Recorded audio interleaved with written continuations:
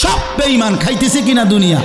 তো আল্লাহ তাআলা বলে কুলু ওয়া তামাত্তাউ কালিলান, এই নাফরমান কিছু সময়ের জন্য দুনিয়ার মধ্যে খা, ভোগ কর, ইন্নাকুম মুজরিমুন, কিন্তু মনে রাখিস তুই কিন্তু নাফরমান, তুই কিন্তু পাপী, আমি কিন্তু তোরে ছাড়ব না।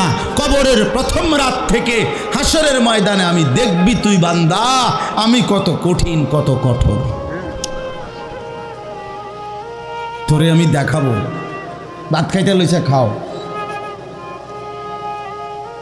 ভাত খাইতে লইছো খাও বান্দা, এখানে আটকামু না, এখানে আমি জানোয়াররাও আটকাই না, আমি জন্তু জানোয়াররাও খাইতে দেই, তোরে দিতাম না কেন বেটা, খা বেটা।